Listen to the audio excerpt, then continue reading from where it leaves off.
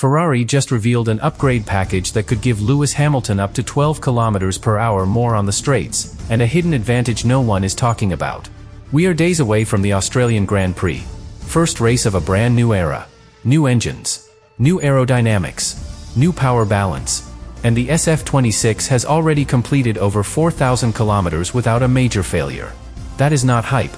That is preparation at championship level. But here's what makes this explosive. An expanded diffuser increasing airflow efficiency by around 15%. A rear wing that rotates from the center, not the edge. A fresh Melbourne specification power unit optimized for extreme heat. And a 7-time world champion who is already extracting more from the hybrid system than expected. If this package works in Albert Park, Ferrari does not just fight for pole.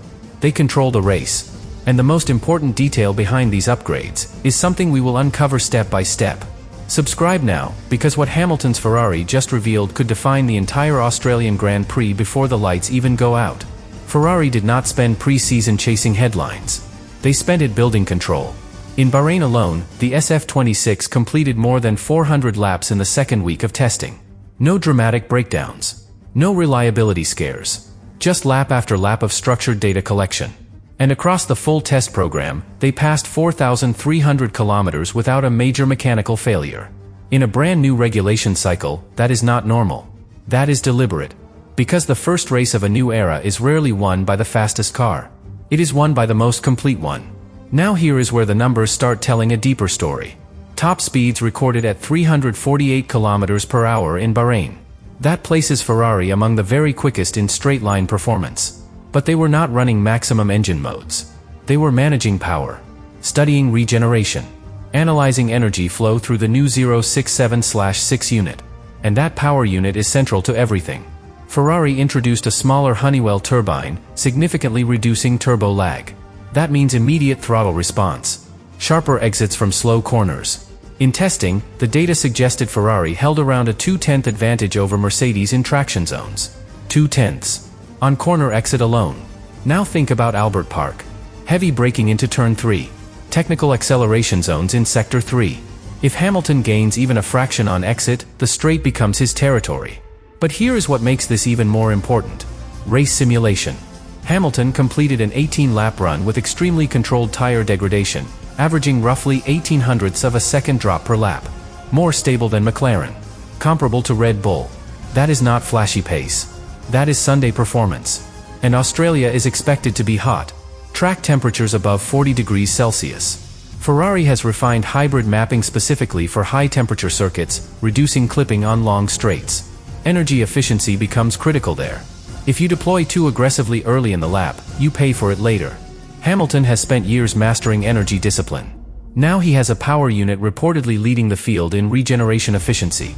That alignment between driver instinct and engine philosophy is powerful. But Ferrari did not just focus on power delivery. They validated aerodynamic correlation meticulously. Wind tunnel data compared directly with track behavior. They were not experimenting blindly. They were confirming stability. Because Melbourne punishes instability. Street surface. Variable grip. Crosswinds that shift mid-lap. Hamilton himself described the front end as aggressive, biting hard, but sensitive in high heat. That tells us Ferrari pushed aerodynamic balance forward. More front load. More rotation. And that suits a driver who attacks corner entry. But it also means setup precision must be perfect. Too aggressive. Rear tires suffer. Too conservative. Lap time disappears. So as we approach the Australian Grand Prix, days away from lights out, Ferrari arrives not with a flashy statement, but with something more dangerous. Data-backed confidence. Reliable power. Efficient regeneration. Strong traction. Controlled degradation. And a driver who is adapting to this new generation faster than many expected. But this is only the foundation. Because what they are bringing specifically for Melbourne takes this from promising to potentially dominant. Now we move to the part that could completely reshape the Australian Grand Prix. Because Ferrari is not bringing a radical new car. They are bringing a surgical Melbourne package. And every element of it is aimed at one thing. Control in medium speed corners and domination on exit. Let's start with the expanded diffuser. Engineers increased the allowed volume near the rear impact structure, accelerating airflow extraction and improving efficiency by around 15% in medium speed sections. That matters in Albert Park. Sector 2 is full of direction changes where rear stability defines lap time. If the rear remains planted mid-corner, Hamilton can rotate earlier. Earlier rotation means earlier throttle. Earlier throttle means stronger hybrid deployment down the following straight. The overtake begins before the straight even starts. And this is where it connects to the rear wing. The pivot central system is not just a gimmick. Instead of opening from the edge like a traditional drag reduction system, the upper flap rotates from the center. That creates a significantly larger airflow gap. In Bahrain, this translated into gains of up to 12 km per hour on the straight.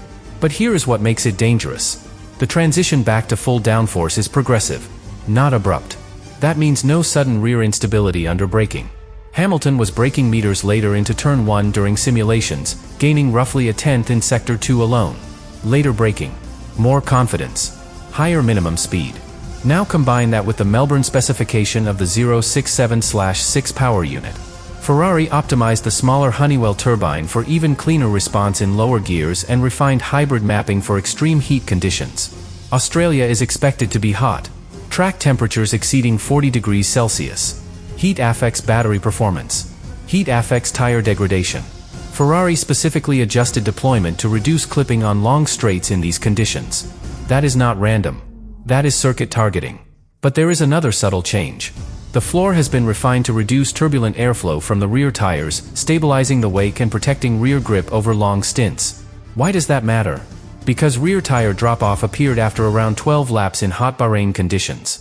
If Ferrari has improved airflow management around the rear tires, degradation becomes more predictable. Predictability gives strategists options. And options win races. But here is where it becomes psychological. Hamilton reportedly managed long-run energy more efficiently than Leclerc during simulations, finishing around half a second quicker purely through deployment discipline. That is not mechanical advantage.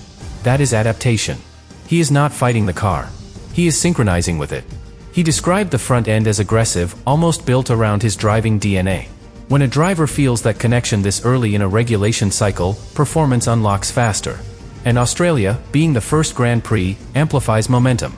If Hamilton qualifies on the front row, if Ferrari controls clean air, if the pivot wing delivers the expected straight-line gain, if the diffuser maintains stability through Sector 2, then Ferrari does not just compete, they dictate pace. But there is still tension.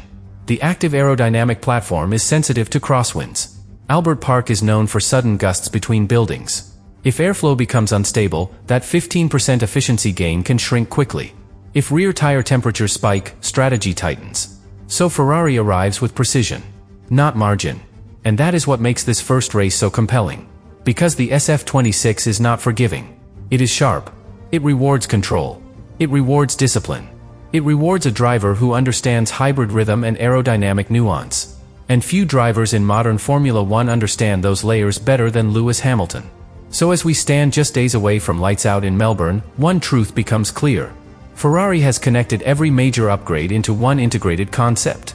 Power unit efficiency, diffuser expansion, pivot rear wing innovation, thermal management refinement, driver alignment. If all of it functions together under race pressure, Australia will not simply be the first race of the season. It will be the first statement of a new era. But this is where the story takes a deeper turn. Because the real revelation is not just about speed. It is about timing. Ferrari did not accidentally peak before Australia. They aimed for it. And that tells you how confident they are in this package. Remember, during testing, they were not chasing headline lap times. They were validating correlation between simulation and track. They were mapping hybrid deployment under heat stress. They were refining diffuser behavior across long stints. That means Melbourne is not an experiment. It is the unveiling. And this matters because the first race of a regulation cycle sets the psychological order. If Ferrari arrives and immediately locks out the front row, the narrative shifts. If Hamilton controls the race from clean air, managing energy with the most efficient regeneration system in the field, then every rival is forced into reaction mode. Development programs accelerate. Budgets tighten. Risk increases. But here is the fascinating layer. Ferrari is not bringing a completely new concept. They are bringing refinement. And refinement is harder to detect. The expanded diffuser feeds hot exhaust flow more efficiently toward the rear ramp, increasing extraction without destabilizing the platform. The pivot rear wing reduces drag by roughly 30% compared to a traditional open system, while maintaining smoother load transition. That combination creates something rare. Straight-line dominance without sacrificing braking confidence. Now imagine Hamilton defending into turn 3. He activates the wing, closes rapidly, positions the car, brakes later due to progressive load return, rotates early thanks to rear stability, deploys hybrid energy precisely, and exits with minimal degradation. That is not just speed. That is control of sequence. And Formula One is won through sequences. But let's address the risk honestly. Rear tire drop-off after around 12 laps in hot conditions was observed in Bahrain. If Australia turns into a thermal management race, Ferrari must prove their refined floor and cooling updates truly stabilize rear temperatures. Because if they do not, the advantage shrinks over long stints. And yet, Hamilton's long-run simulation pace suggested he can manage degradation better through energy discipline alone. That is where experience becomes an upgrade in itself. And this is the hidden revelation. The SF-26 is not built around raw aggression. It is built around efficiency. Efficient airflow. Efficient regeneration. Efficient throttle response. Efficient tire usage. And when a car rewards efficiency, it amplifies a driver like Hamilton. So as we stand just days from lights out in Melbourne, this is what Ferrari's upgrades have truly revealed. They are not guessing. They are synchronized. Car concept and driver instinct. Aerodynamics and circuit characteristics. Power unit behavior and climate conditions. If all of that aligns under race pressure, the Australian Grand Prix will not simply open the season. It will announce a hierarchy. And the real question now is not whether Ferrari can win. It is whether anyone else is ready for what they are about to unleash.